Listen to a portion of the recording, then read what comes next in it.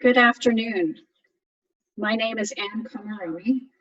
I'm Associate Professor and Acting Director of the Center for Comparative Literature. And I want to welcome you today to the talk at the Anne Tannenbaum Center for Jewish Studies by Dr. Alex Moshkin, entitled Go Back to Russia: Contemporary Russian Jewish Artists Revisit Their Immigration to Israel. It's been my pleasure to work with Alex for the past 2 years as supervisor of his SSHRC Postdoctoral Fellowship project. Alex came to us after defending a fascinating thesis on Russian-Israeli literature, film, and painting at the University of Pennsylvania. He's continued working on these topics for a book project that treats Russian-Israeli culture in terms of the search for identity. Alex approaches contemporary Russian-Israeli culture in an intermedial and comparative way, analyzing literary works, paintings, and films to explain how they embody the occasionally volatile, always interesting dynamics of immigration, identity, and global flows of culture across borders.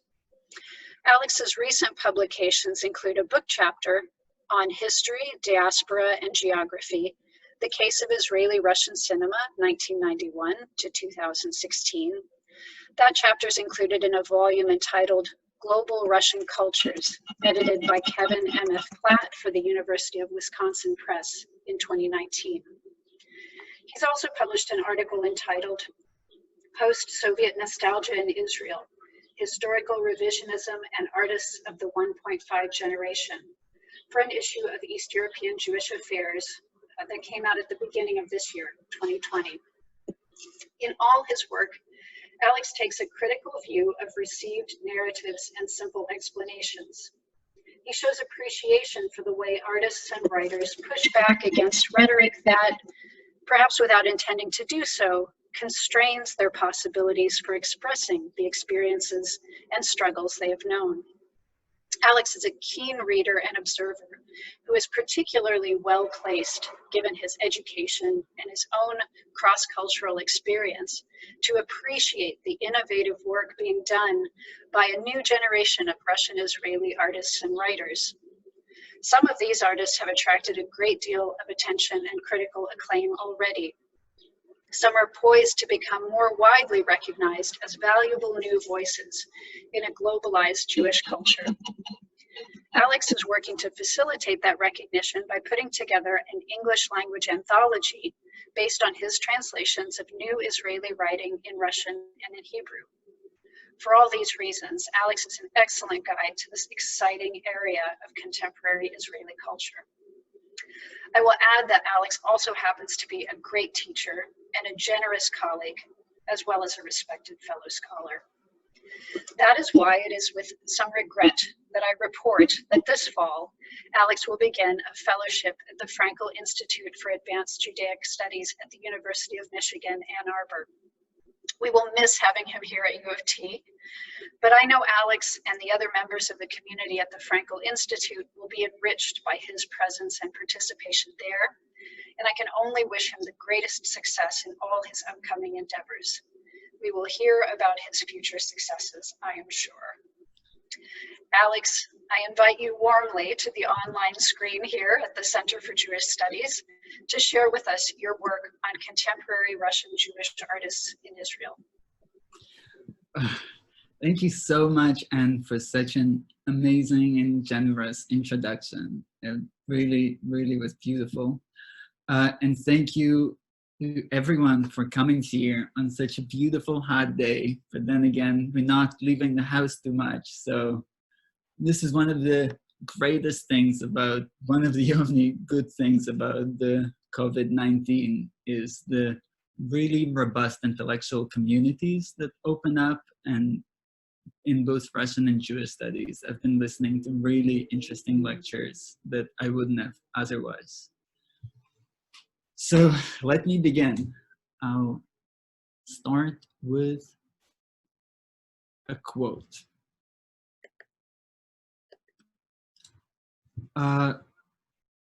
And I hope you can see the quote. Back in Russia, my mother was a math teacher. She was respected. But here in Israel, she had to work double shifts of manual labor just to survive. Of course, this led to extreme loneliness and isolation, but I'm not blaming her.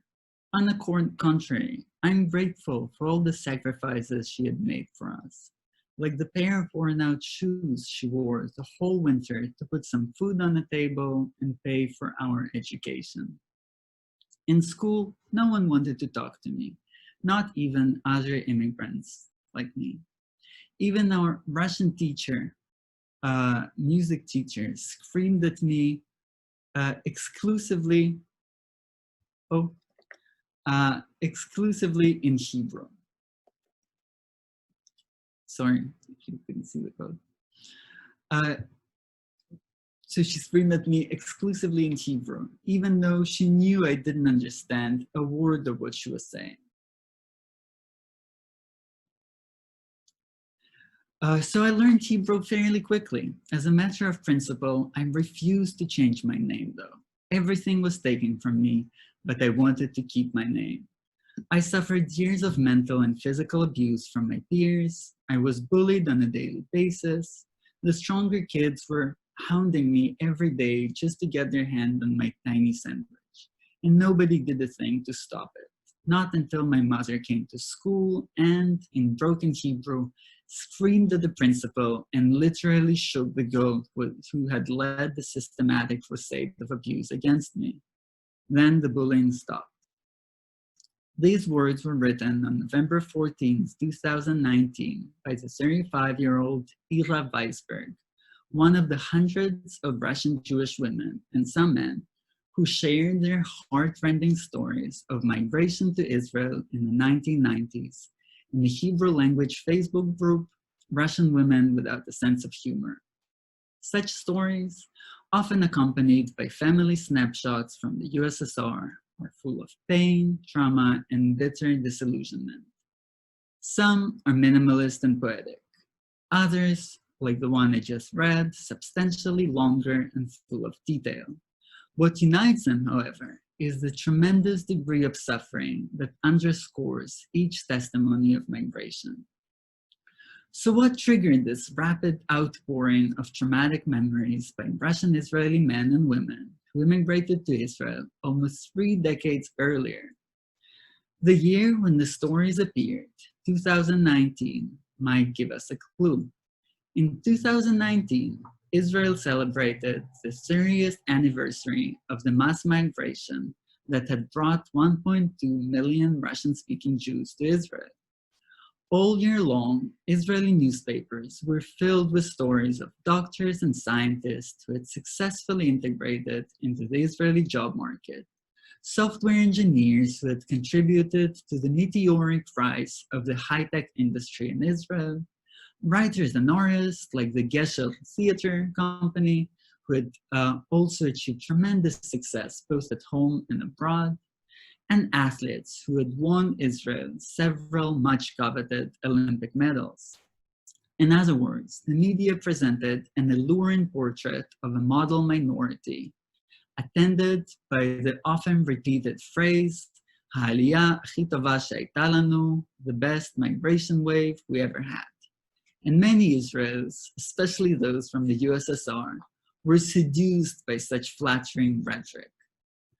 The one-sided focus on communal success, however, had the unintended effect of silencing and sweeping all stories that did not fit into media's adulatory portrayal under the rug. In a sense, the sudden eruption of historical narratives by Weisberg and others could be seen as an attempt to tell a different story about the Russian-Israeli community and formulate a more nuanced understanding of its first years in the country.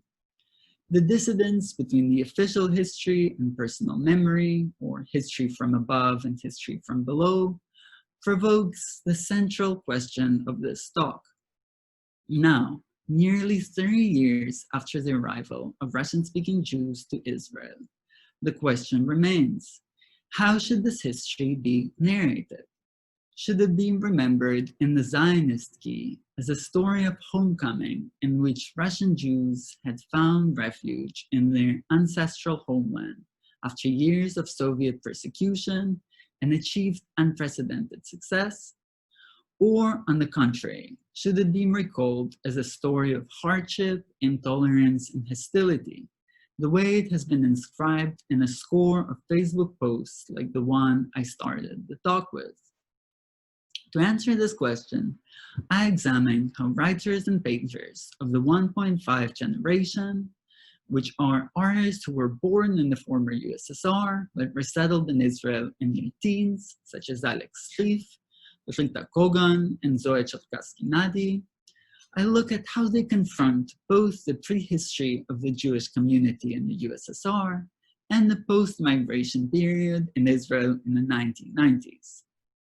In their artistic project from 2015 to 2019, they undermine Israel's ideological narrative of Aliyah, which frames immigration to Israel as a triumphalist homecoming of Jews to their ancestral territory.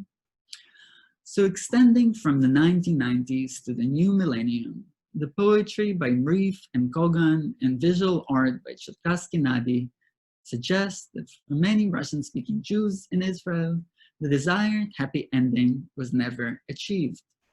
In addition, this artist also undermined the dominant representation of Soviet Jewish past. Instead of focusing on anti-Semitism, discrimination, and repression, the building blocks of dissident narratives by Sharansky, Kalik, and others, they tend to depict the last years of the Soviet regime with tenderness, longing, and nostalgia. I conclude by suggesting that this recourse to nostalgia derives in large part from the rapid downward social mobility that the Russian-speaking community experienced in Israel in the 1990s. So, chapter 1. Alex Reif, An Unhappy Childhood. The leading voice of the Russian-Israeli 1.5 generation is Alex Reif, a poet who immigrated to Israel from Ukraine in 1991 at the age of 5. In addition to writing poetry, Reif is a tireless advocate who works to promote Soviet Russian culture in Israel.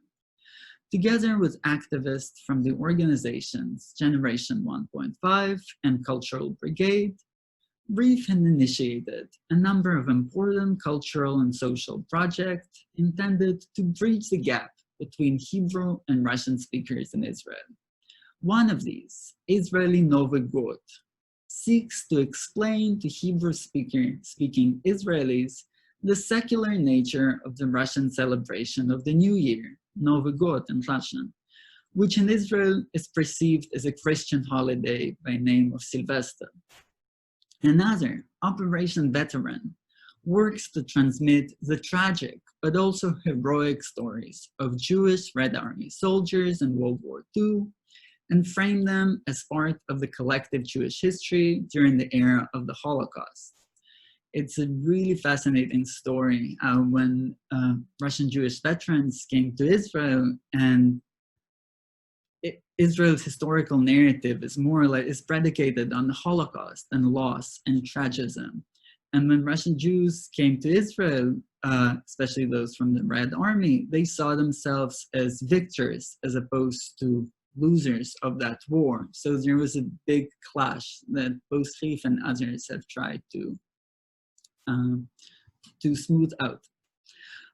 Reif also organizes immigration poetry, an ongoing series of readings that invites immigrant poets of the younger generation to recite Hebrew language works that deal with the experience of immigration to Israel. All the poems presented here performed at immigration poetry readings in towns across Israel. So despite these great achievements, the historical narrative of Russian Aliyah that Reif articulates in her poetry is a deeply negative one. This is somewhat surprising considering her own outstanding success over the years. She completed a BA in Business and Political Science, MA in Public Policy from the Hebrew University, secured a lucrative job in the Ministry of the Economy, and is now a well-known poet and activist.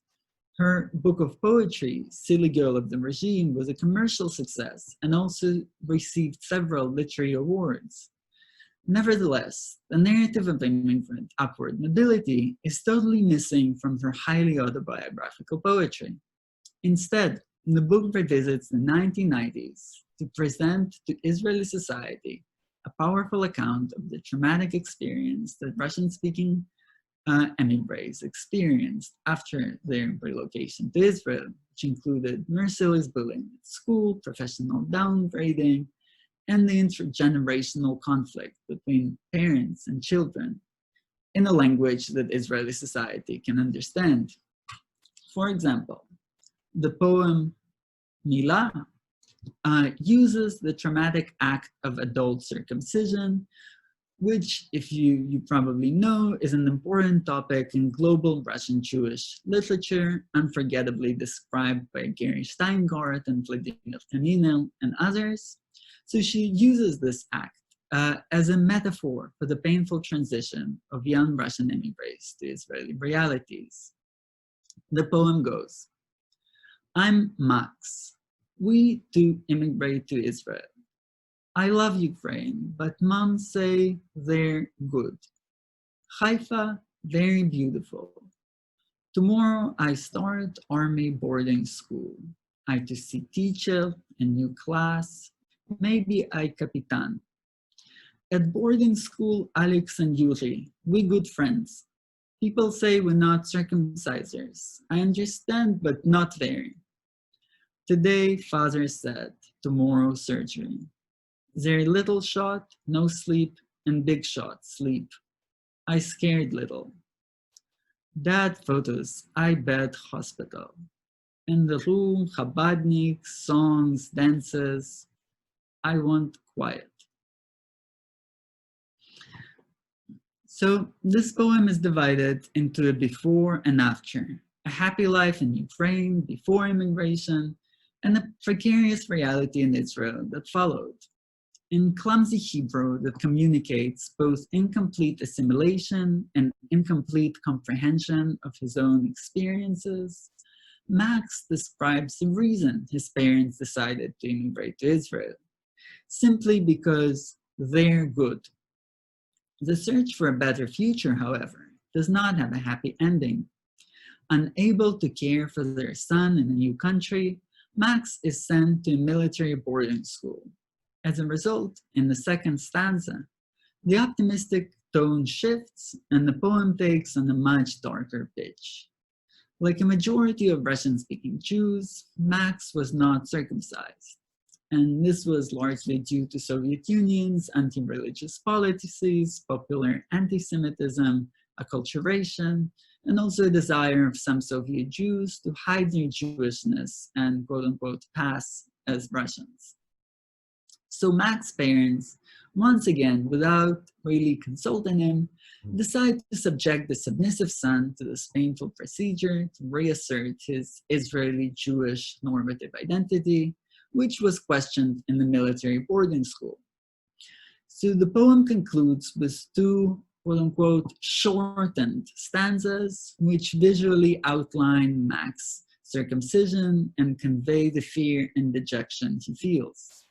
Max's preference for general anesthesia that will put him to sleep, and the last line, I want quiet, can be read as a literal yearning for rest, but also as a metaphorical death wish, a wish that directly follows from Max's crushing immigrant experience.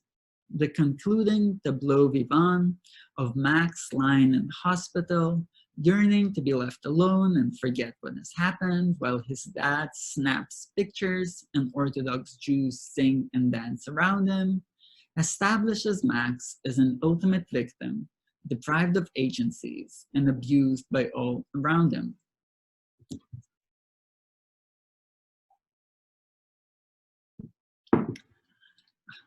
So, continuing the childhood cycle, Reeve's poem, Yevgeny, opens the window into the early struggles of the members of the 1.5 generation, whose painful encounter with Israeli society started as early as kindergarten.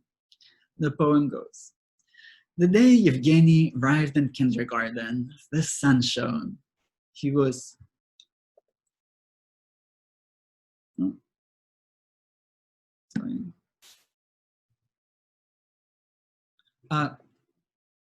the sun shone. He was smaller than me, paler than me, and he smelled of fear.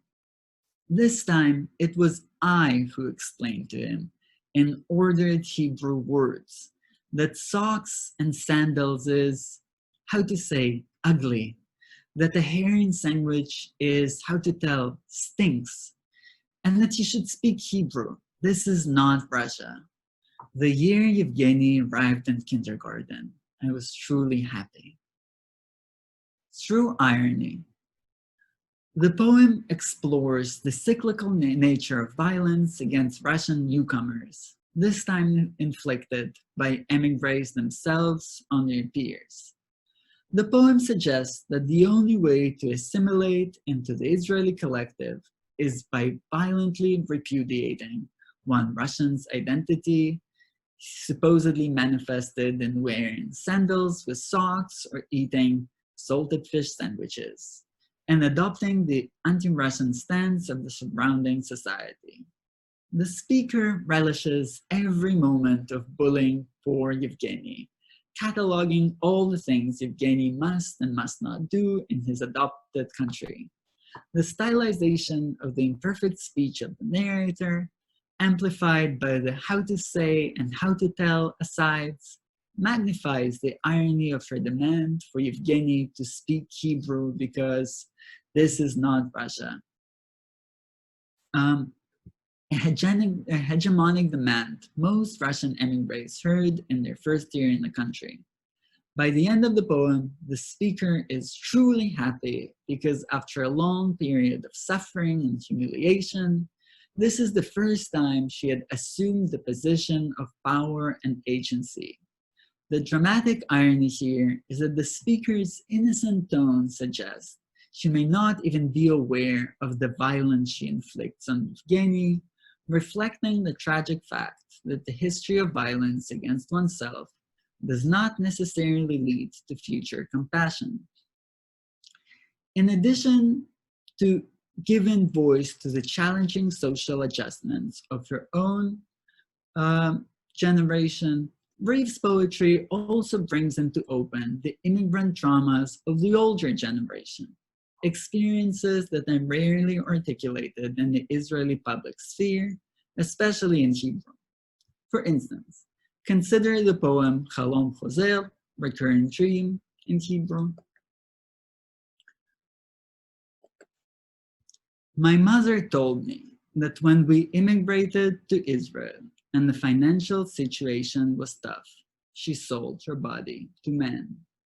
In other words, my mother did not work as a house cleaner. My mother was a whore. And I was shocked, not by the transaction itself, because if you can sell your soul, surely you can sell your body, but by her demand for a fair wage from someone who fucks her in the ass. My mother was not a stinking Russian. My mother was a liberal with explosive sexuality and a forbidden desire. My mother was a whore. Let's now watch this fantastic animation to the poem that was made by the graphic designer Paula Rosenzweig before returning to the lecture.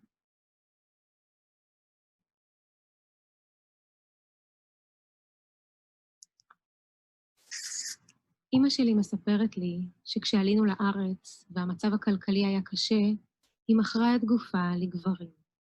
כלומר, אמא שלי לא עבדה בניקיון, אמא שלי הייתה זונה.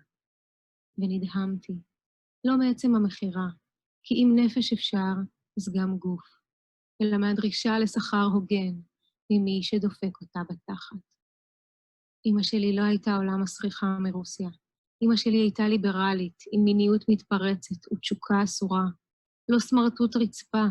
אמא שלי הייתה מוכנה לרדת, כדי לגרד את הסיכוי לעלות חזרה. אמא שלי הייתה זונה.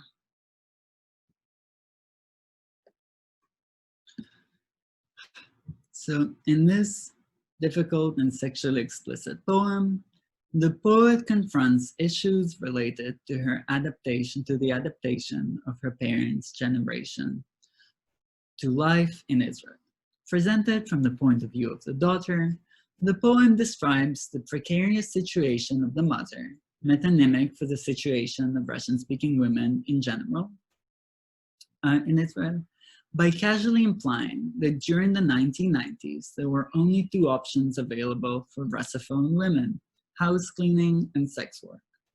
The title of the poem, Recurring Dream, undermines Israel's ideological narrative of repatriation and its aspirational nature.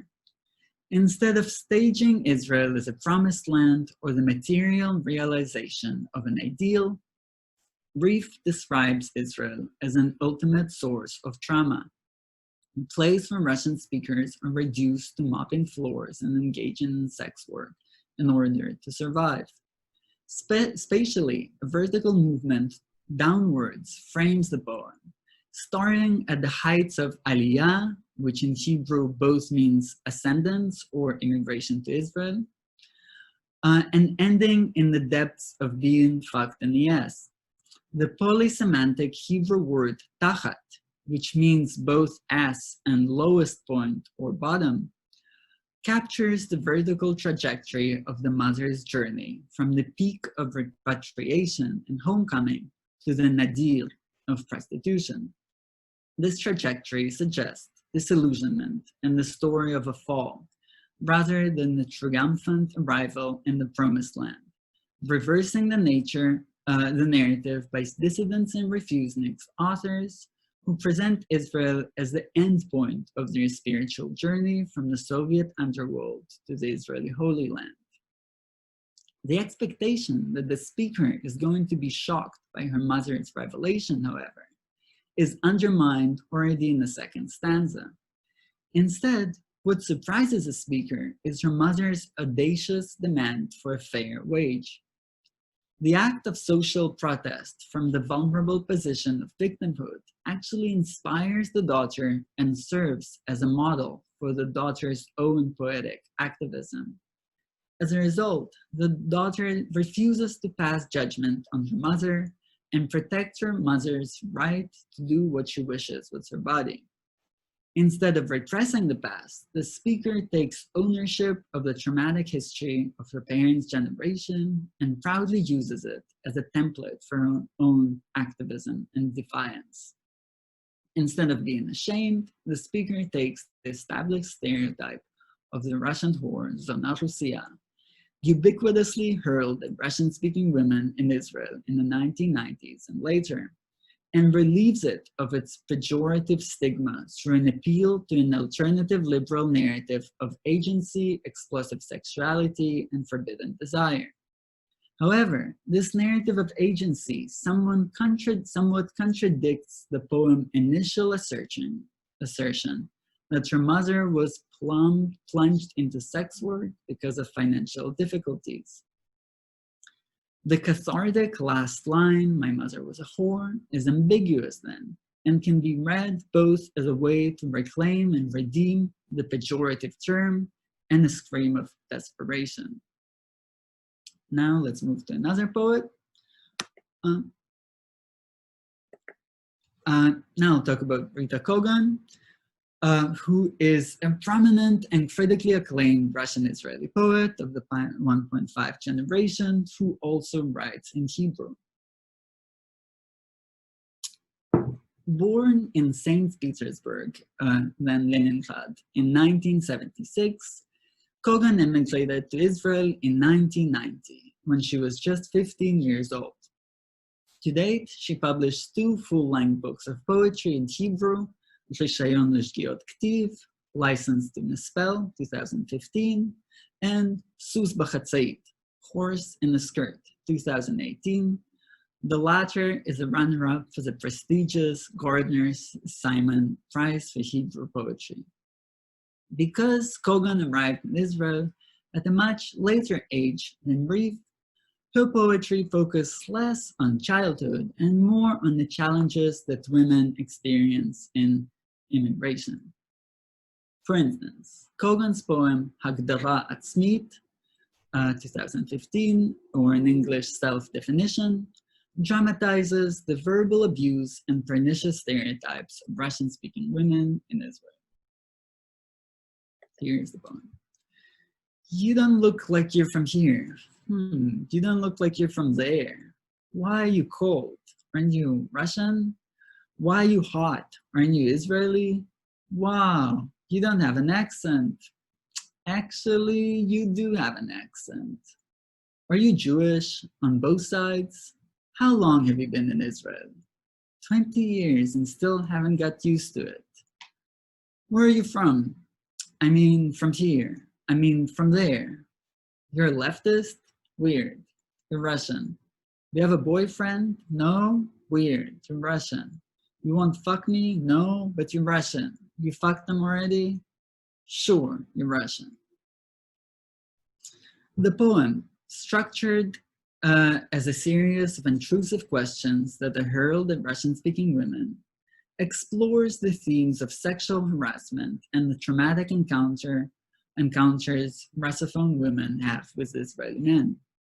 The increasingly aggressive questions reveal the frequency of the sexual and verbal violence that Russian-speaking women experience, as well as the scrutiny to which their sexuality, ethnicity, cultural identity, and even bodily reaction to temperature are subjected. Regardless of what the speaker does, speak with or without an accent, be cold or hot, sleep or not sleep with your boyfriend, she remains the foreign other and is perceived through the prism of quote-unquote Russian difference. Written in 2015, the poem dramatizes the largely muted history of sexual abuse of Russophone women in Israel. As Israeli sociologist Larissa Chemienik reminds us, since her arrival in the 1990s, and I quote, many former Soviet Union experienced culture shock in their encounters with the patriarchal and sexist everyday culture of Israeli men, who construed them mainly as available sex objects.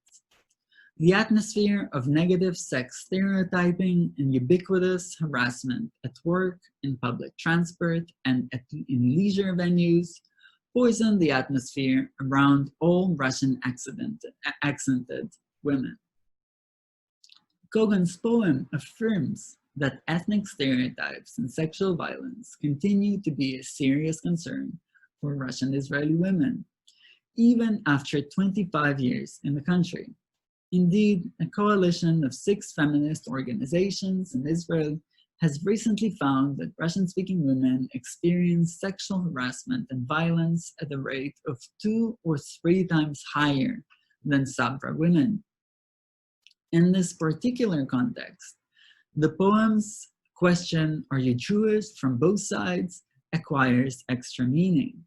The question not only casts doubt on the immigrant's Jewish identity, which is ubiquitously done in Israel, but also sets a correlation between loose morality and non-Jewishness. Yet instead of simply reflecting this harassment, the poem also refracts the objectifying Israeli male gaze and puts it under scrutiny. In so doing, the poem subverts traditional power dynamic between Israeli men and Russian-speaking women by making the Israeli male gaze, instead of a woman's body, the object of interrogation. In a self-reflexive and critical mode, the poem reveals the demeaning way Israeli society sees Russophone women, and thus articulates a burning demand for social and cultural change. Ultimately, poetry allows Kogan to deal with the complexity of her immigrant identity and experiences, while bearing witness to the difficulties Russian-speaking women continue to face in their daily life in Israel. In this respect, I want to quickly show you a work I really love by the Russian-Israeli visual artist of the 1.5 generation, Tamara Brodinsky. It's called How a Russian Woman Does It, from 2016. That rhymes really well with Kogan's poem. In this powerful feminist artwork, Brodinsky uses her body, it's a self-portrait, to deconstruct the prevalent stereotypes and stigmas about, quote, Russian women in Israel. Not blonde reads the heading that points to the artist's hair. Does not drink vodka and doesn't curse, read the headings to the throat. Doesn't put too much makeup, heading to the face. Not a Christian, pointing to an area where a cross would be. Doesn't eat pig, to her stomach. Not a prostitute slut, pointing to her genitalia. No long fingernails and doesn't paint them red, points to her nails. No abusive father, husband, points to the thigh. No high heels, reads the lowest heading. The very structure of the photograph, a partially dressed person with straight lines that point to different parts of the body, visually cites medical diagrams and textbooks, thereby presenting the Russian-Israeli women as a unique specimen that needs to be explained to Hebrew-speaking society in order to dismantle the prevalent stereotypes that they may hold.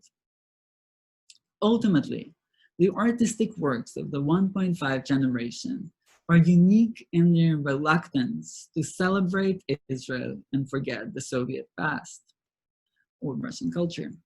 Seen from the hindsight of the Israeli present, punctuated by humiliation, economic uncertainty, and a violent demand to assimilate because, to borrow Reef's words, this is not Russia, the Soviet Jewish past is remembered by some 1.5ers, like the painter I will discuss next, Zoe Cherkassky-Nadi, as an ideal where life was good and devoid of contradictions.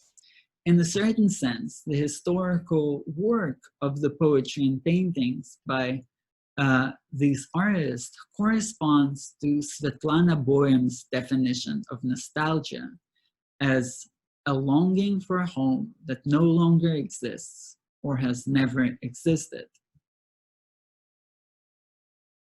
I really love this definition of nostalgia. So in her seminal study, The Future of Nostalgia, Boym distinguishes between two types of nostalgia, restorative and reflective. While restorative nostalgia is associated with nationalism and its stubborn attempt to, quote, rebuild the lost home and patch up the memory gaps, unquote, reflective nostalgia, Boym's favorite type, is associated with culture and introspection and is perceived as a yearning that, quote, cherishes shattered fragments of memory, unquote, and, quote, delays the homecoming, wistfully, ironically, desperately. In Boym's terminology, Reef and Kogan's Hebrew language poetry mobilizes the reflective yearning for the time before immigration as a way to disrupt Israel's nationalist orientation and to celebrate a multiplicity of cohabitations and effective allegiances. Their poetry, therefore, is not about the Soviet past per se or about Russia's nationalist aspirations. Instead, it is about finding a space for Russian culture and people in Israel's culturally aggressive national space, with clear boundaries of cultural and social inclusion and exclusion, and in which everything, quote, Russian is deemed diasporic and therefore condemned to the dustbin of history. Now, Zoe Cherkassky, Post-Soviet Nostalgia in Israel, question mark. So Zoe Cherkassky-Nadi is perhaps the most well-known and critically acclaimed Russian-Israeli artist of the 1.5 generation, working in painting and installation. She was born in 1976 in Kiev, where she attended elementary and secondary school of the arts. When she was 15, just weeks prior to the collapse of the Soviet Union, she and her family immigrated to Israel. At 18, she made the politically daring decision not to enlist in the Israeli army. As you may know, army is mandatory for both men and women under Israeli law. And instead, she enrolled in the esteemed Hamidrasha School of Art at Beit Berel College, literally and symbolically choosing art over arms. Over the years, Cherkassky Nadi's works has been presented by major galleries in Israel and around the world, including Tel Aviv Museum of Art, Gelman Gallery in Moscow, Circle One Gallery in Berlin, and Jewish museums in New York, Berlin, and Vienna. In 2018, her solo exhibition, Pravda, which is Russian for truth, but also for the propaganda newspaper in the Soviet Union, exhibition which focuses on the integration of Russian immigrants to Israel, was displayed for a whole year at Israel's most prestigious art institution, the Israel Museum. I'm actually not aware of any exhibition that was presented for such a long time in there. The central themes of the exhibition, prostitution, homelessness, alcoholism, bullying, drug addiction, sexual harassment, and adult circumcision, rhyme with the themes of much of Rief's and Kogan's poetry. Here are some examples of the paintings from this series, which I will not discuss in this presentation. I just wanted you to look at them.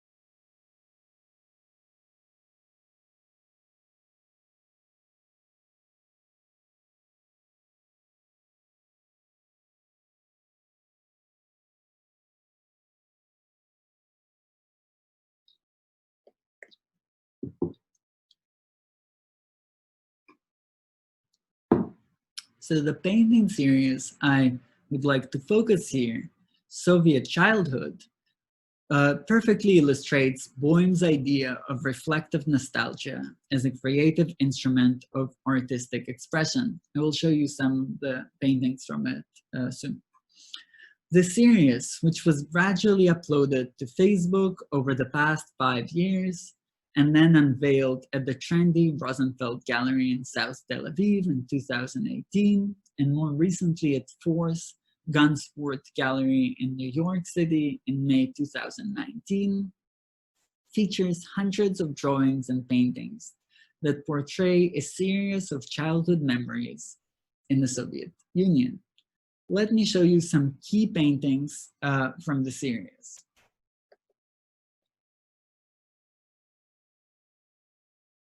This is all taking place in the Soviet Union in the late 80s during Perestroika.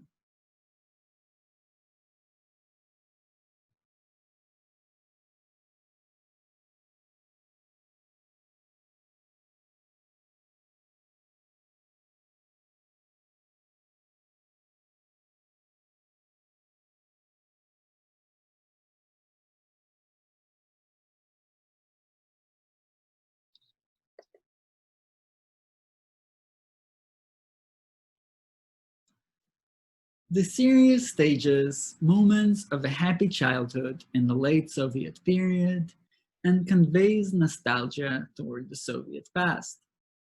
Aesthetically, the warm palette and idealized subject matter communicated the love and yearning that are enshrined in these works. Even the style with which Cherkassky Nadi chooses to render this period is tailored for the subject matter. All the paintings are executed in a childlike manner, using markers on paper and sometimes acrylic paint, and drawn in bright, warm colors. As a whole, the series presents harmonious scenes of family life and coming of age in what seems like a stable, uniform, and eternal empire. Instead of focusing on anti-Semitism, discrimination, repression, and the economic and social disintegration of the Soviet Union, the so-called push factors that precipitated the mass migration of 1.6 million of Soviet Jews to Israel, North America, and Europe in the 1990s, Soviet childhood depicts the last years of the Soviet regime with tenderness, longing, and nostalgia. I will particularly focus on 4 paintings. The first that you see in front of you, Grandmother, presents a family ideal. Grandmother is back from shopping, and the children are delighted by the delicious goods in her red, white, and blue bag. In Russian, it's called Klechchataya sumka. Teenage Rebellion presents an affectionate account of the split between the younger and older generation over rock music. The cat seems to be the only member of this family who has not picked sides yet in this intergenerational conflict. The big brother zooms in on the Soviet kitchen as an intimate family space where food, music, and affection seamlessly coalesce. The ideological slogan, "Peace to the world, mir mir," that is seen from the window rings surprisingly true, collapsing the entrenched opposition between private and public in the Soviet Union. Another reason to picking this painting is because the boy who eats a watermelon looks really like me, so I like to include it in my presentations. So the last painting is Karate, which presents a nostalgic scene of a group of friends drinking alcohol at a playground with a male suitor showing off his karate skills he had picked up from a recent Perestroika era movie. The nostalgia of these paintings is augmented by Cherkassky-Nadi's exhaustive attention to detail, fastidiously reproducing the lace dolly in the painting. Grandmother, the form of Soviet-era blanket covers with a diamond cut on them on the top, and the Soviet portrait in Teenage Rebellion. The shape and color of the Soviet-era house slippers, Tapachki in the Big Brother, and the Khrushchev-era building blocks in Karate. The historical accuracy, evocative of family snapshots, made the series resonate even more strongly with its 300 million former Soviet citizens, many of whom possessed identical household environments due to the centralized nature of Soviet production and the conformism of Soviet base. In fact, every time Zoe Cherkassky publishes one of her paintings on Facebook, there's a lot of argument that people bicker on about whether there was a rotating chair in the Soviet Union in the 80s, or if people had Tapachki house slippers that look like that. It's really fascinating.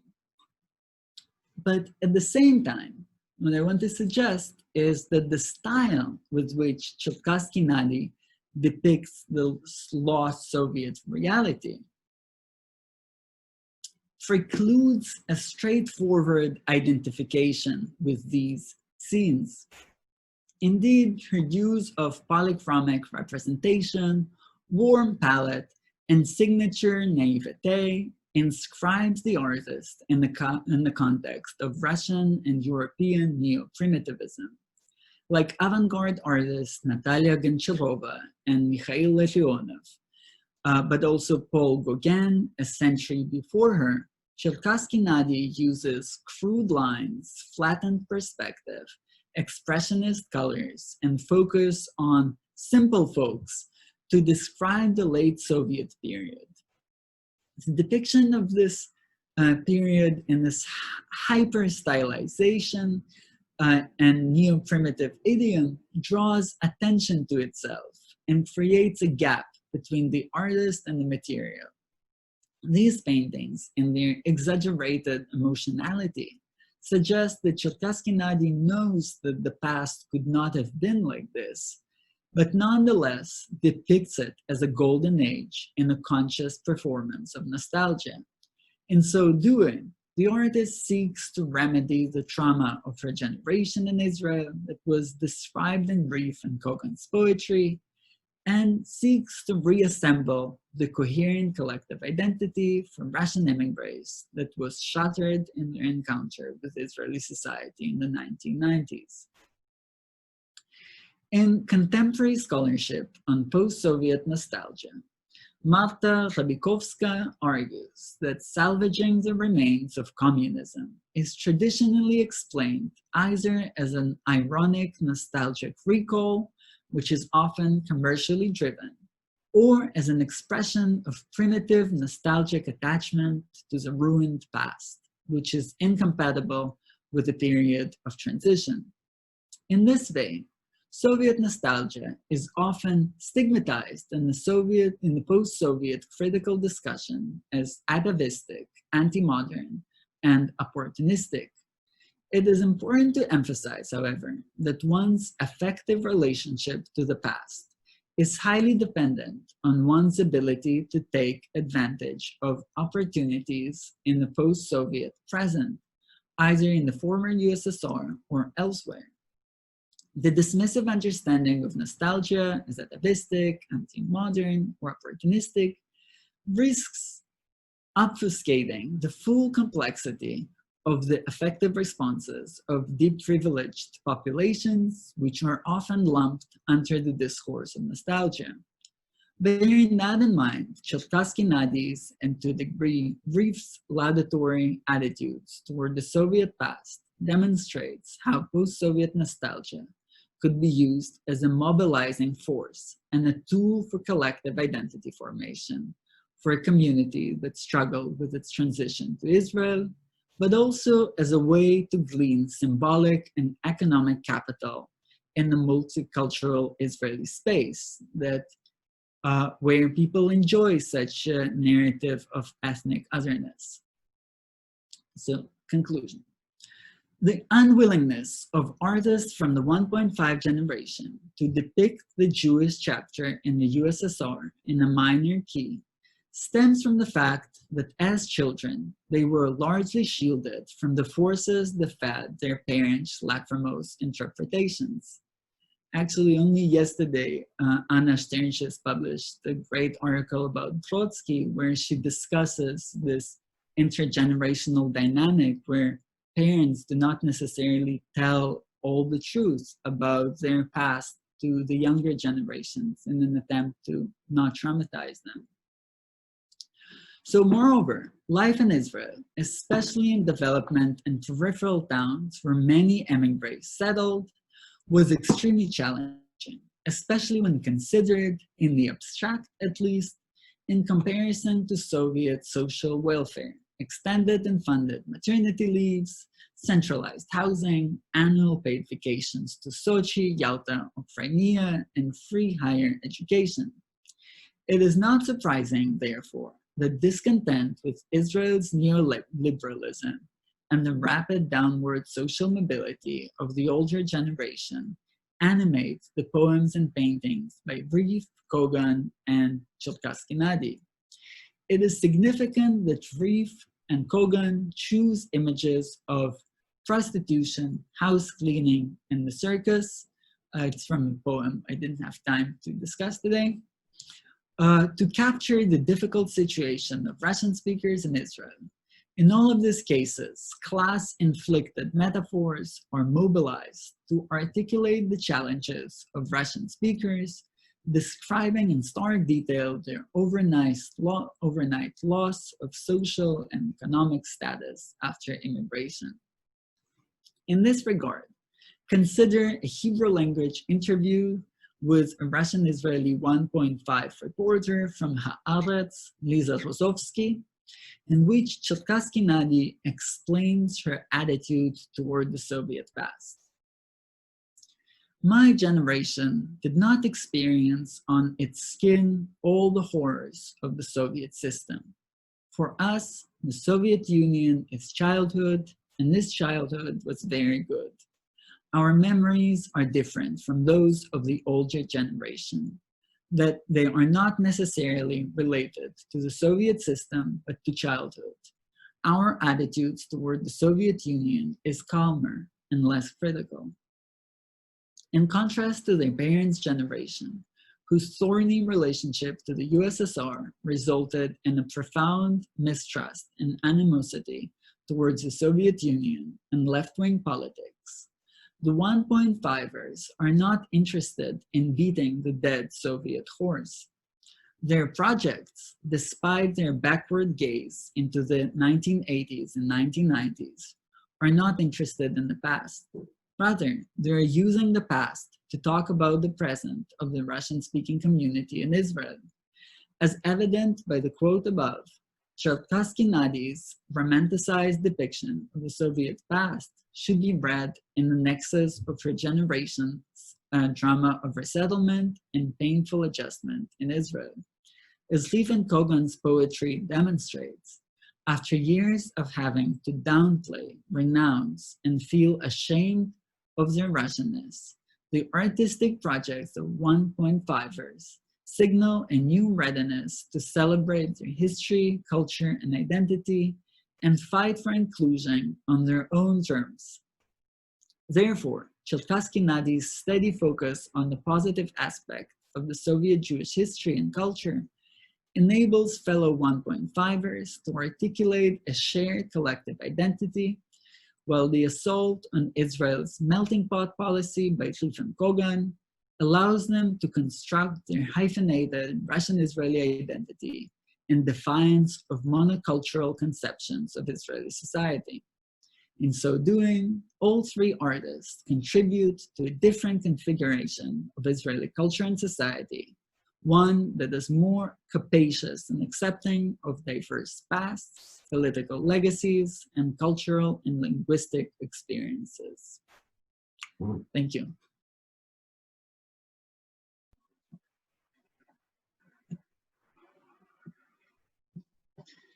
Thank you, Alex, for this interesting and provocative talk.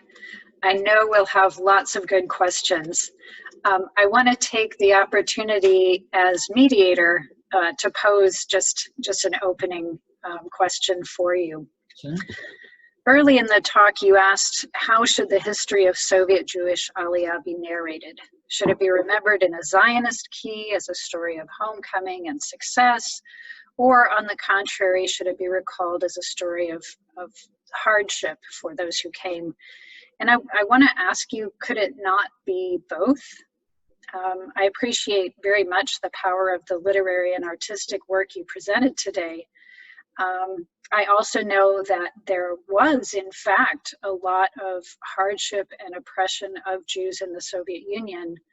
So do we have the capacity to acknowledge that there's some truth to the narrative of Soviet Aliyah as a triumph, and the ability to hear and appreciate that the reality encountered by many of those Soviet Jews who came to Israel and their children did not live up to the dream, and that they came to different conclusions? Yes, thank you for this question. It is excellent. And of course, that's by definition, historical narratives are complex, conflicted, and they're not as simple as just to say that everything that was in the past was bad or good. So I think what I wanted to set up this discussion to understand how the history that 1.5ers, the people who moved at an early age to Israel, is very much colored by it's generational in nature and very colored by their own experiences.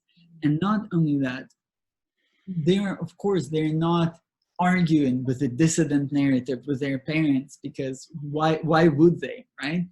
I think it's more why they're going against what Salo Varone calls lachrymose conception of Jewish history here in the context of the late Soviet period is how once they moved to Israel, there was a tendency to completely dismiss the whole Soviet Union was horrible. You should say thank you that you are even here. And such standpoint, more or less, does not allow you to move forward in your activism for a community to improve your life in Israel. So in many cases, what I wanted to suggest that the nostalgia in the work is not necessarily derives only from lack of knowledge of history. It's very dialectical. Mm-hmm. Thank you so much. So I'll start with the first comment, and maybe you have an opportunity to respond to it. Veronica Ambros wrote that the first poem you cited is a sonnet, and in contrast to the clumsy language, it recalls the poetic tradition of high culture. So I wonder whether you can respond to that. Sure. Yes, of course. I agree with that. That's a good point. In Hebrew, and when I was translating the poem, I was working with Alex Sleeves, the poet, and I suggested a few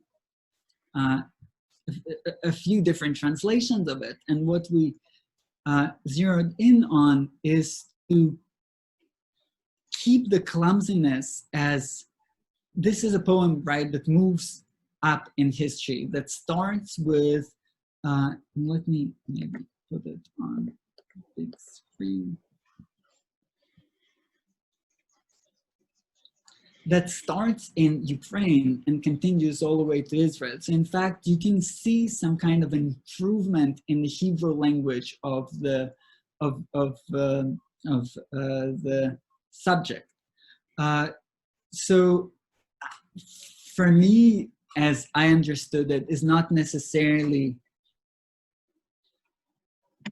in response to a high literary tradition of and high language, but to me it just shows the lack of both understanding of Hebrew, knowledge of Hebrew, but at the same time, language reflects reality in many cases. So when someone says we're not circumcisers, it's even unclear if Max understands what is going on and why does he need to do this operation.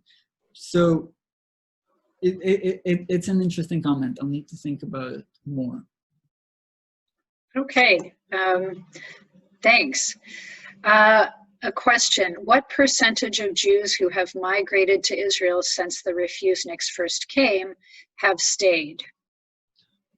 Most of them. I think it's about 90%, 85 to 90%. There is a big aliyah to Canada. If I'm not mistaken, 160,000 people, Russian speakers, came to Canada, most of them from Israel, because the way Canada works with a point system, it's much easier to move through Israel. Some of them returned to Russia as well, especially when the financial situation in Russia improved after the 2000s and 2010s. But recently we experienced what is called Putin's Aliyah in the last 6-7 years, where because of the political situation in Russia, more and more Jews moving to Israel. But this, speaking about class, this is a completely different aliyah. This is not people who do not have any cultural and symbolic capital, who do not know any languages. No, those are people well versed in English and who know some Hebrew, but they're coming to Israel not because no other countries will not accept them, but because they have a Russia and they can get a passport and live in the nice beaches of Tel Aviv. So they will not be moving to beyond the green line or to the peripheries. They are coming for the beach. Okay, here's another question from the audience. Could you comment on the connections and disconnections of the 1.5 generation in Israel and the similar post-Soviet diaspora in North America, particularly as North American post-Soviet artists begin to depict the 80s and 90s post-Soviet space in slightly different ways? That's an interesting question. I would say definitely there is we can even think about writers like David Moshkin or Gary Steingart as members of 1.5 generation who just came much earlier in the 80s during the late Soviet period. Sasha Senderovich has been writing several articles on that topic about the demythologization of the dissident story in the writing of Gary Steingart.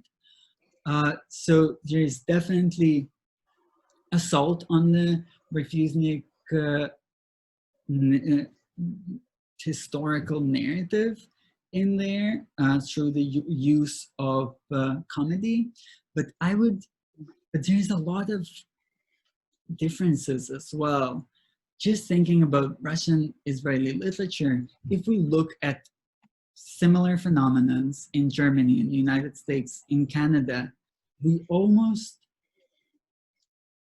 always see that writers switch to the dominant language of the country fairly quickly. So we have Moshkin who's writing English, we have all the Anya Ulinich, Gary Steingart and others who are also writing English, Kamenel who writes in German, and many others. But it took a long time for Russian-Israeli community to actually switch to Hebrew. And I think the differences might be pragmatic, just because writing Russian means that you have such a big avenue. You can actually sell your books at such huge markets. This is what Dina Rubina does, right? She writes in Russian from Israel. She is unknown in Israel. The native speakers, the Hebrew native speakers, do not know who she is. One of her books was attempted to be translated into Hebrew and no one understood what it was all about. So they just gave up on one another, Dina Rubina in Israel. But she sells her books about life in Israel, in Russia, in the global Russophone diaspora, and is a really successful writer. So before the 1.5 generations, and more or less, those are people who came when they were 5 to 15, right? So switching to Hebrew was just a fact of life. And retaining a Russian language, especially for someone who came at the age of 5 and being able to write in it is almost impossible.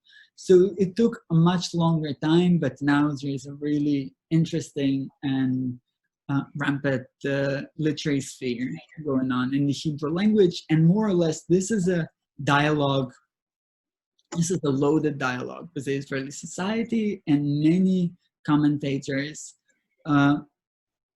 see a similar dynamic going on with the Mizrahi writers in Israel, and how the second generation was that generation who was able to articulate discontent to all the conflict and to tell the stories both of their parents and their own.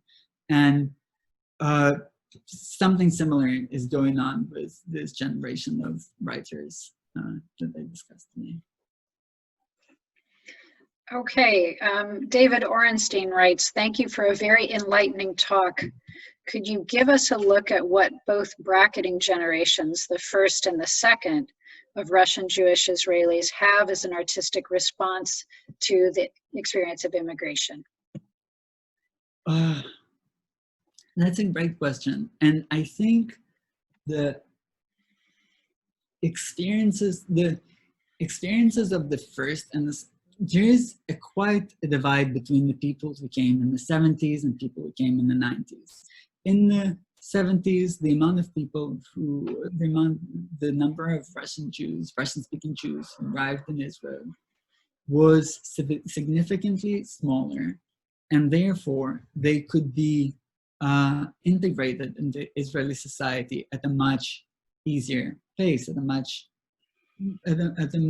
leisurely pace. They lived in moshavs or kibbutz. They took their time learning Hebrew, traveling the country. They lived in Merkaz Klitas, different immigration centers. And so they could, and so the more or less the conflict with Israeli society was much less traumatic. When in 1990s, 1 million people came to a country that is just 5 million people. So imagine almost overnight, Israel grew by 20%. And suddenly that 20% have citizenship. They do not know the language. They do not know the country that well. During December, they started buying this Christmas, what Israeli society see Christmas trees, and then Israeli society, oh, look at those goyim who celebrate Christmas. And so there is a lot of disconnect on both sides, and lack of understanding, and the integration through Ulpan, Merkaz Klita, was absorption centers was impossible. So they changed the how the immigration was done. Instead of living somewhere and waiting and learning, they just gave you a sum of money, Merkaz Klita, the absorption basket, and say that's it. And so this integration was quite traumatic for both generations. So I wouldn't say that there is a difference in experience for 1.5 and one generation, right? If it's in the family, right? If it's your parents, if it's bad for your parents, it's bad for you as well. But from the poems that we've discussed today, you can see that more of the art of the 1.5ers focuses on school. The writing of the first generation are usually in Russian and therefore unavailable for Hebrew speakers. But just quickly, but the 1970s, more or less, the building blocks of those either novels or memoirs. There's a lot of refusnik and dissident memoirs coming out in the 70s and 80s and 90s, and you know about that quite well. So this was more or less the building blocks are about connection to more or less re-engagement with Jewish identity, with Jewish history, and writing about the Jewish topics that you could not write about in the Soviet Union. So there is a lot of eruption of that. And the second generation is still almost I mean, they exist, and definitely they exist, but they're too young and they do not really left any much of literature and art, not that I know of, and more or less they piggyback on what 1.5ers are doing. Okay, Donald Schwartz writes, are you familiar with Keith Gesson's A Terrible Country? It's fictional, but clearly autobiographical, and deals with similar issues from the perspective of a Russian Jewish American who returns temporarily to Russia and tries to integrate without success into Russian society. Yeah, this is such a great book and such a great question. Well, comment. Yes, I am familiar with it, but I must say that the story of return is not very common in the Russian-Israeli literature by 1.5ers or otherwise. There is a novel by Dina Rubina, Syndicate, but she's going back to Russia to work at the Jewish agency. So there is a lot of comedy around that. But it's not really someone who actually wants to return or go back. And then there's Mikhail Gendelev, also have a epic, mock epic return to Russia. Oh, and actually Boris Zeidman, that might be very similar to Keith Gesson, only Zeidman is almost the only person who writes like Gary Steingart, who have this grotesque comedy about his writing. He also writes in Hebrew. But I wonder why there's not so much comedy in the Russian Israeli literature. Maybe my guess is maybe the immigration experience was a bit more difficult, but again, immigration is difficult for all people, and we talked about that recently, that many of the experiences, why I feel like 1.5 generation, their poetry is so compelling, is because it can speak to just the experience of diaspora and migration that is becoming more and more a central topic in our society. Well, at least before 6 months ago. Anna Sternschus writes, Alex, thank you for the amazing talk. I have so many questions, but I will ask one. I was struck by the centrality of gender in your presentation, especially the discussion of promiscuity of Russian women. The disconnect from self-perception and outside perception is striking. Self-perception includes narratives of sacrifice and, when it comes to gender, high morals of young women. Were there other immigrant groups in Israel where young women were stigmatized in a similar way? Yes, wow, this is a great question. Yes, absolutely. If you read memoir of Mizrahi writers in the 1970s, more or less this stereotype of the promiscuous woman before 1990s was occupied by the Mizrahi characters. And more or less, and the Ethiopian women are also very much at the head of the feminist discourse in Israel today as both minority and women who are suffering such an attitude. And I think it's quite common for, it's not an unusual dynamic where as immigrants and women, you have some kind of a double burden on you. On one, to why sacrifice? You mentioned the need to sacrifice, because in a patriarchal family unit, the woman is who needs to make the sacrifice, right? It's the woman who will go clean floors or do other work, while the man will spend a few years trying to reclaim his professional credentials, and only at this point, maybe a woman will stop working as a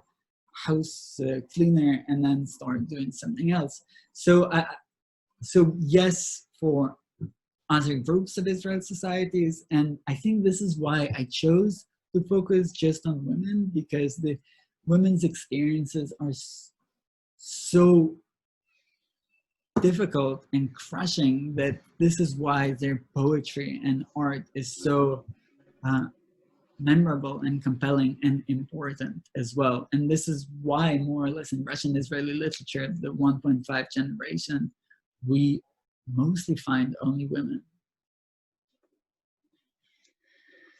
Sasha Gelsen writes, I'm curious if there is Soviet Jewish cultural work which also touches on social similarities or state disenfranchisement of Mizrahim, and is this common or rare?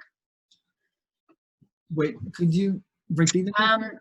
If I understand correctly, the question is whether the Russian Jewish cultural expression is also talking about Mizrahim and the perhaps discrimination and disenfranchisement they face. Is it common to find references also to Mizrahim experience, or not common? Oh, this is a great question, and absolutely. When this painting was published on Facebook, it created a huge storm.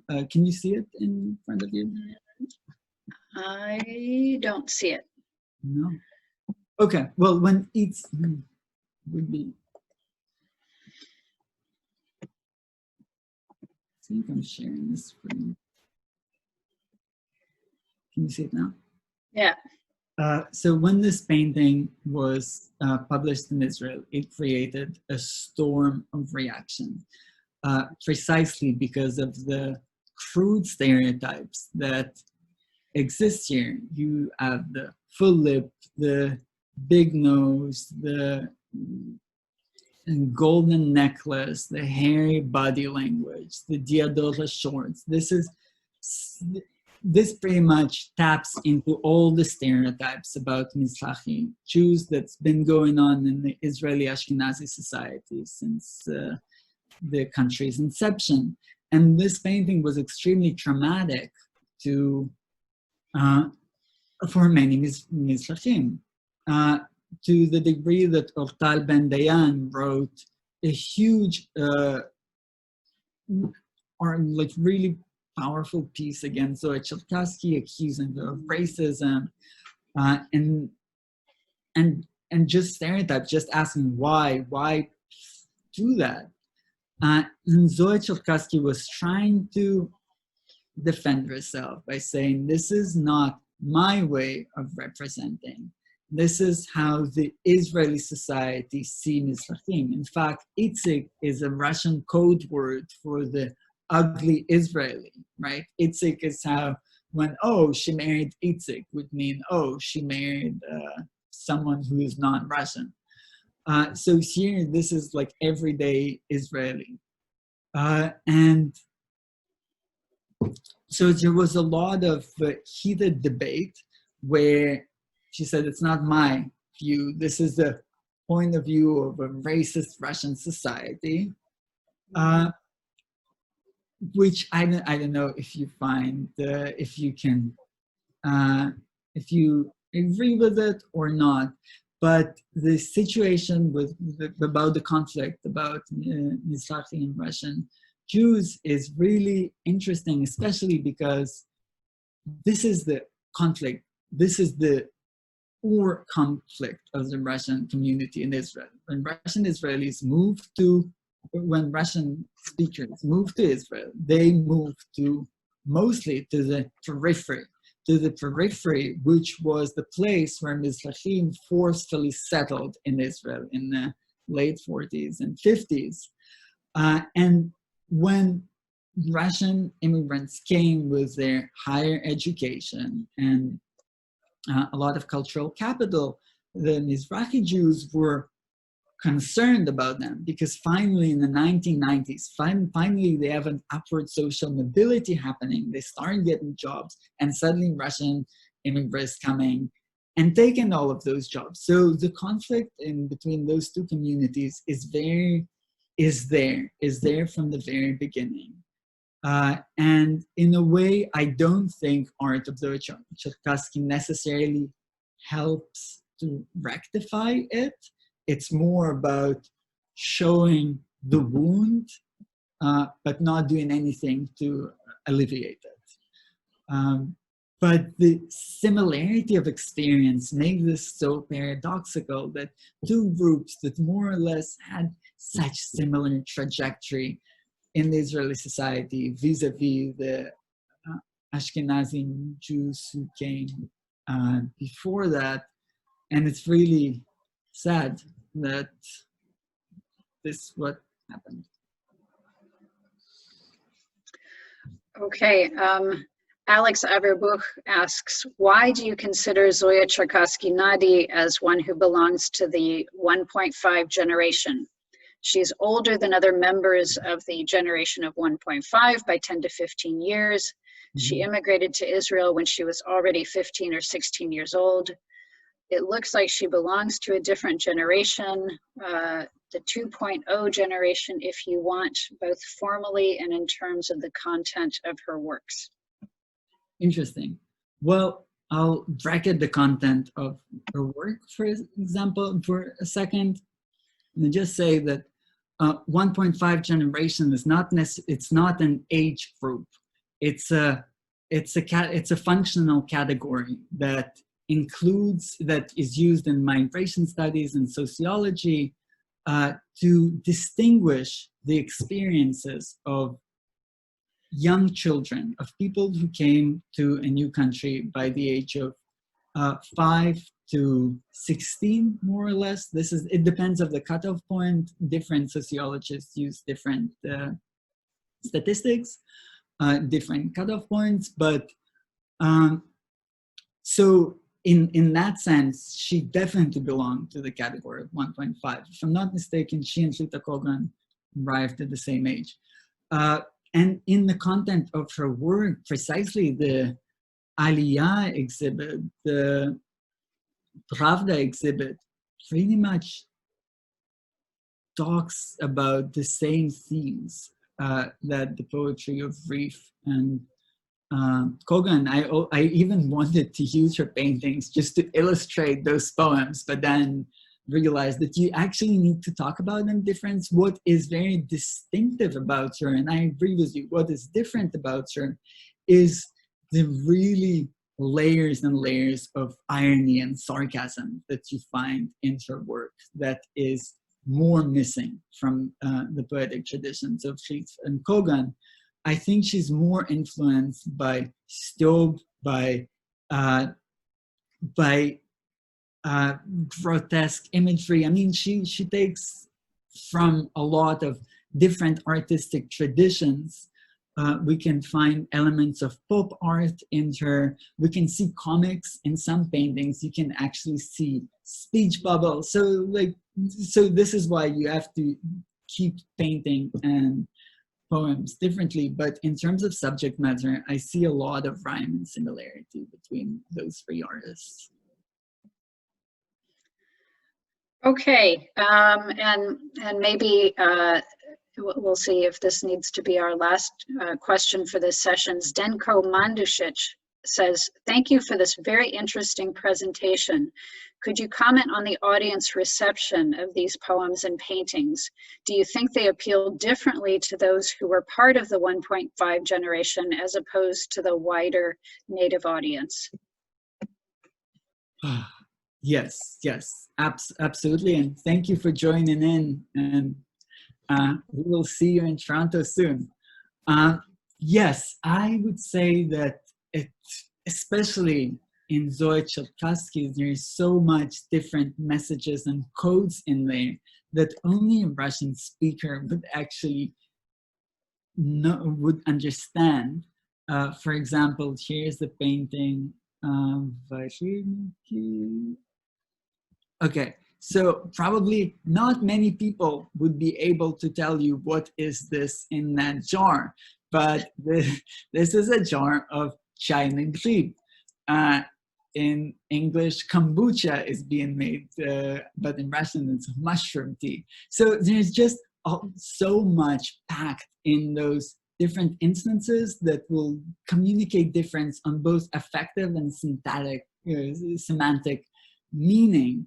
That Israelis would really need an interpreters, someone who will guide them through, like, why does she have a t-shirt with crazy on it? Well, this is the cheap Chinese t-shirts from China and Turkey that flooded the Russian markets in the late 80s and 90s. So every single painting, I would say, talks both about the community, to both the inside and outside community.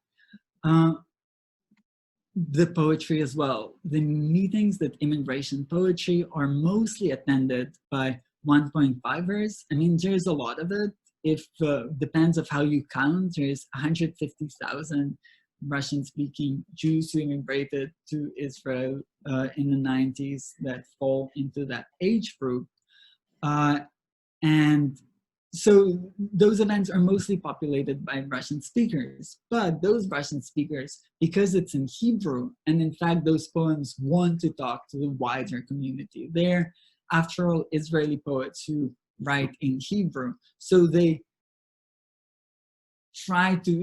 definitely also is communicating on a different level with the local Hebrew speakers. And in fact, Rita Kogan, for example, is very often her poetry is published in Haaretz, and so she and Sivan Beskin have have a literary journal that is also edited by Dorin Manor. So there's definitely a lot of connections, poetic connections and affiliations with Hebrew-speaking poets. But I would say that mostly on a gut level, it is first of all written for the 1.5ers in mind. And even those 1.5, and in fact, why it is especially written towards 1.5ers, because their older generation, when they read and see both works of Zoe Cherkassky and Rita Kogan-Malik-Sliv, they are confused, they don't understand, many of them do not like it. Zoe Cherkassky is a persona non grata on the Russian street in Israel as well. I mean, she's well celebrated. Recently, she was featured in the New York Times, her online exhibition about the shtetl in Eastern Europe. But in the Russian community, the so-called Russian ghetto, she's not terribly liked. So yes, there is different audiences, different perceptions, and I guess it shows that there are different ways of how to make it in Israel culturally, on the Israeli cultural field. Okay, I think we have the opportunity to address a few more of these questions, Alex. So I want to bring up Karolina Krasuska's. You've persuasively discussed the works by 1.5 women writers and visual artists, critically showing how gendered, sexualized tropes are used to other Russophone Jews in Israel. How gendered is this critique? I mean, do we have male voices within this cohort in Israel? What would be their critique and what would it be predicated on? Thank you. Sure. Yes, absolutely. I mean, maybe I should have included a male poet writer as well, just to see. There is a slam artist, poet Arik Eber, whose poetry, more or less, talking about the fragmented masculinity, Russian masculinities. There's definitely different norms of Russian versus Israeli forms of masculinity, and many of those writers are experienced in extreme talks about inability to find love in Israel among the Hebrew speakers, about circumcision is one of the topic that is very prevalent in Russian Israeli writing by males, and the trauma, more or less, the trauma of being looked at as this Christian non-Jew, right? This is more or less a lot of their writing focus center on that. But yes, thank you for this question. And I think next time I will also include some poetry and bring out some men voices as well. Okay.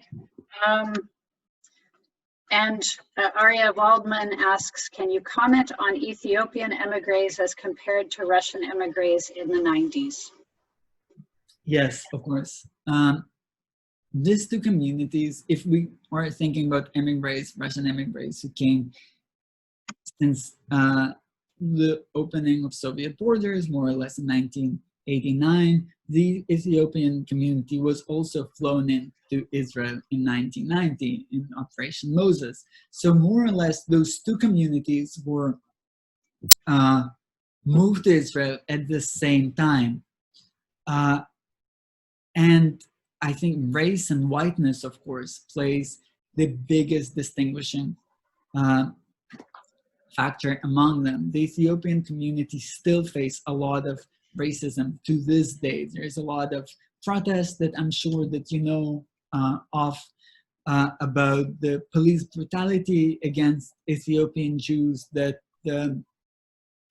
are very similar to what's going on in the United States and Canada, and police brutality against Black men. So there is this aspect that Russians or Russian speakers definitely enjoy their privilege of whiteness and the ability to totally integrate into the Israeli, to integrate into the Israeli mainstream society that their skin color affords them with. In terms of literature as well, there is a lot of exodus stories and a lot of disillusionment and disappointment with the Israeli society in the Ethiopian writing of someone who also was definitely someone who was affected and inspired by the homecoming Aliyah story and who were excited to live in Zion, to live in Israel, only to find so much racism against them. And a lot of their writing is stories of heartbreak. Okay, and Ari Barbalat has a couple of questions. One is, from your perspective, where does the Israel Beitenu party fit into the story? But what? Sorry. Oh, where does Israel Beitenu fit into the story? I think Israel Beitenu doesn't fit into this story. I mean, I think one of the, from the scholarship of Levi Seremenik and others, we usually tend to think about the Russian-speaking community in Israel as ultra-nationalist, whether because their allergy to left-wing politics is a result of the century of communism in the USSR or otherwise, but more or less since they moved to Israel and after they voted Rabin in the 90s, they went right and never looked back. So at the moment, I think political scientists tell us that most of the Russian-speaking community votes white, about right-wing. And this is Lieberman's vote. Before it was Sharansky's vote, then it became Lieberman's vote.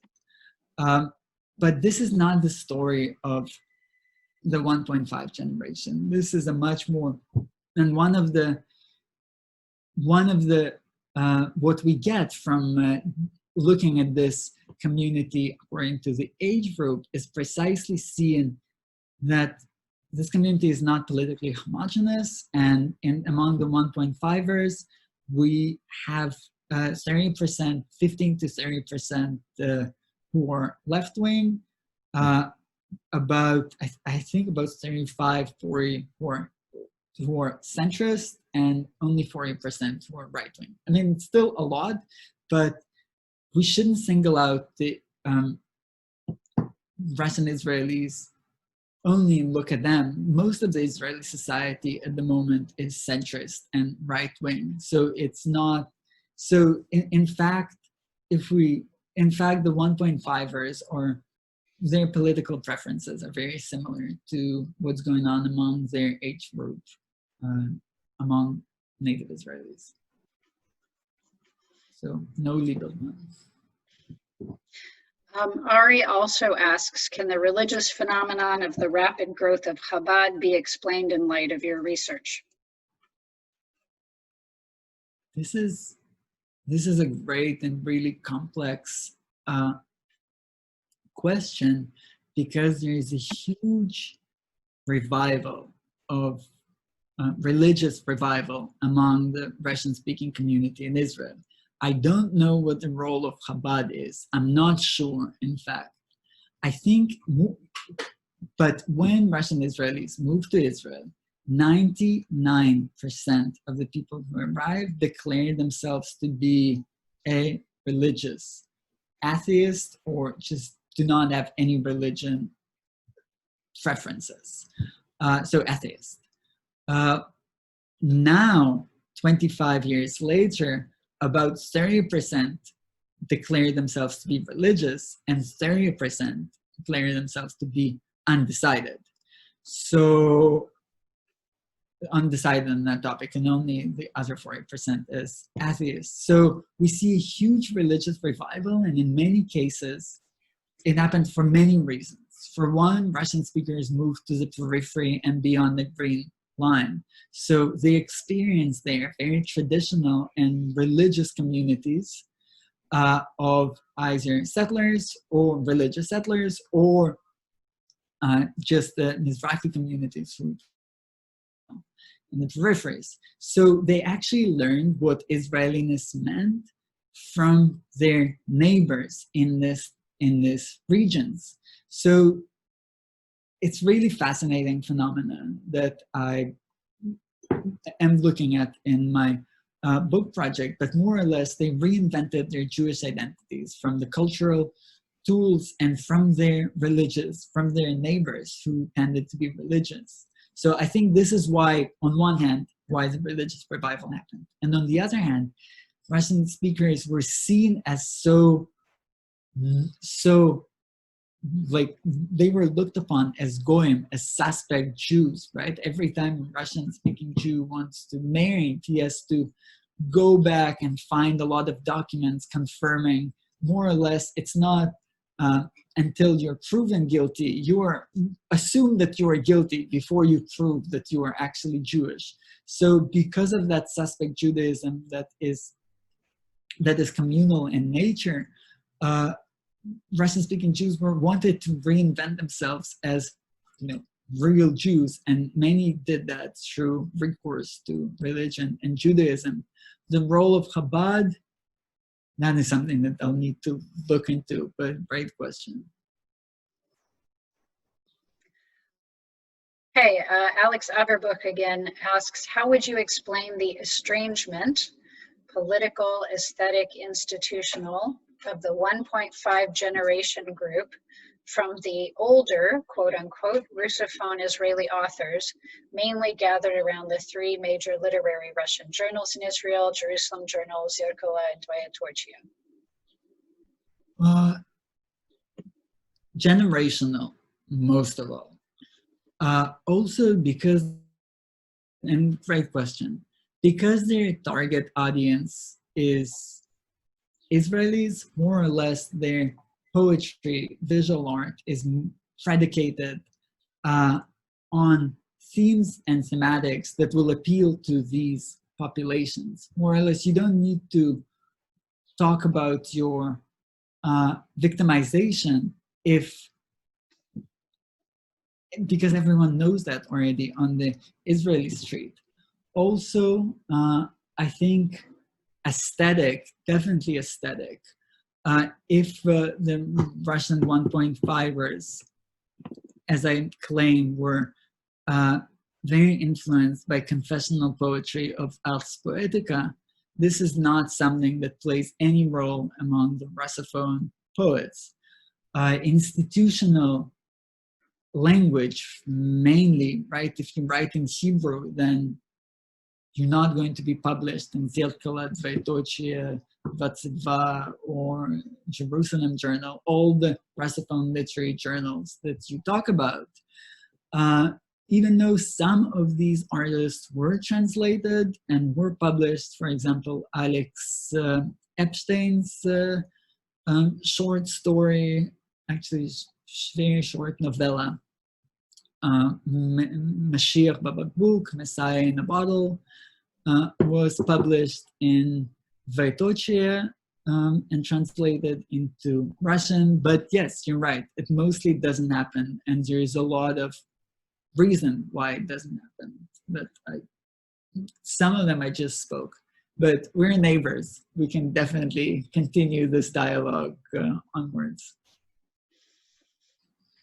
Well, thank you, Alex. I think this talk has been really fascinating for our audience today, and we appreciate your willingness to answer a lot of questions. Great engagement from this audience, and I'll just say thank you so much. Oh, thank you so much. Thank you for inviting me. I had a blast.